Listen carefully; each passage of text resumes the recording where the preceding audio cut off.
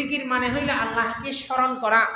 আপনি হাঁটতেছেন, আপনি রবকে স্মরণ করেন। আপনি কোথাও যাচ্ছেন, আপনি মনে মনে জিকির করেন। আপনি একটা জায়গায় বসে রয়েছেন, মনে মনে জিকির করেন। আপনি ক্ষেতের মধ্যে কাজ করতে গেছেন, ভালো লাগতেছে না, আপনি মনে মনে জিকির করেন, কাজ করেন। আপনি বন্ধের মধ্যে অন্য কোনো একটা কাজ করতেছেন, ভালো লাগতেছে না, আপনি মনে মনে জিকির করেন।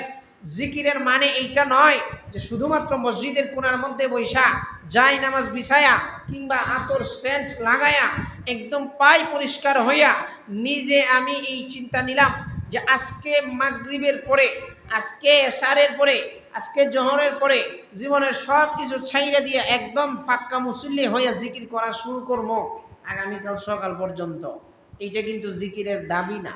জিকিরের দাবি হচ্ছে সব সময় যে অবস্থায় থাকেন, যে অবস্থায় থাকেন হারাম ব্যতীত, হারাম অবস্থা ব্যতীত আপনি ওই সময় রবকে স্মরণ করেন, এইটাই জিকিরের দাবি। আমাদের আমল কি করি জানেন? আমলের ভাগ আমরা নিজেরা করে নিই উল্টা পাল্টা।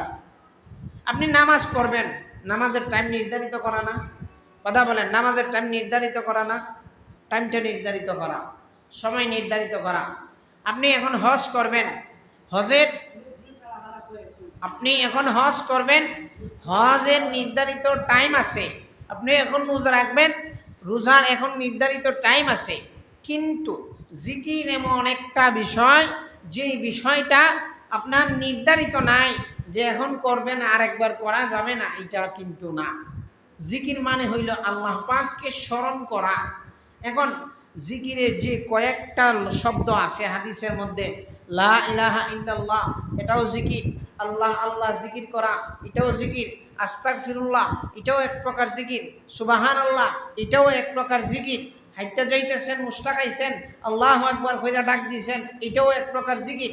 আপনি কোনো কাজ করতেছেন, আল্লাহ পাককে স্মরণ করছেন, মুখ দিয়ে সুবহানাল্লাহ, আলহামদুলিল্লাহ, আস্তাগফিরুল্লাহ, নাউজুবিল্লাহ কোনো কিছু বলেন নাই, শুধুমাত্র আপনার মন দিয়ে আল্লাহকে স্মরণ করছেন যে আমি এখন ইচ্ছা করলেই হুসটকাইয়া পইরা আমার পাওড়া ভাঙ্গে আমি মারা যাইতে পারতাম, আমার সেই রব আমাকে হেফাজত করছে। ওই যে আপনি এই সময়টার মধ্যে আল্লাহকে স্মরণ করছেন, ওইটাও এক প্রকার জিকির। কিন্তু আমরা উল্টা বুঝি। আমরা কি বুঝি? যে জিকির মানে হইল উজু হইলে মসজিদে ঢুকিয়া তারপরে জিকির করা। জিকির মানে কিন্তু এটা নয়। আপনি কাজ করতেছেন, ধরেন আপনার ঘরের মধ্যে কাজ করতেছেন, আপনার বাচ্চার মা একটা কোনো একটা কিছু পাক করতেছে, আপনি তার কাজের মধ্যে সহযোগিতা করতেছেন, মাঝে মধ্যে আপনি সুবহানাল্লাহ পড়তেছেন, আস্তাগফিরুল্লাহ পড়তেছেন, আল্লাহু আকবার মনে মনে পড়তেছেন, এইটাও কিন্তু জিকির। কিন্তু আমরা আমলটারে একদম ভাগাভাগি করে এমন পর্যায়ে নিছি যে কেমন যেন এখন এই আমলটা এই সময়ে করাই যাবে না, ওই আমলটা এই সময় করাই যাবে না, কেমন যেন আমরা নিজেরে বানাই নিছি যে এই আমলের নির্দিষ্ট সময় আছে। নামাজ, আপনি ফরজ নামাজ পড়বেন, নির্ধারিত সময় আছে, কিন্তু নফলের কি কোনো নির্ধারিত সময় আছে? না। আপনার হারাম যে তিনটা সময় আছে, ওই তিনটা সময় ছাড়া আপনি যে কোনো সময় নামাজ পড়েন। এখন আমরা মনে করি কি যে আজান দিলে পরে আমরা নামাজ পড়বো, এর আগে নামাজ হবে না, এর আগে নামাজ পড়া যাইব না। আমাদের মন মস্তিষ্ক চিন্তা চেতনাটা এমন হয়ে গেছে, ফলে এখন দেখা যায় আজান ছাড়া আমরা নামাজ পড়তে একদম আগ্রহী না। অথচ এই জিনিসটা খুবই একটা বদ অভ্যাস।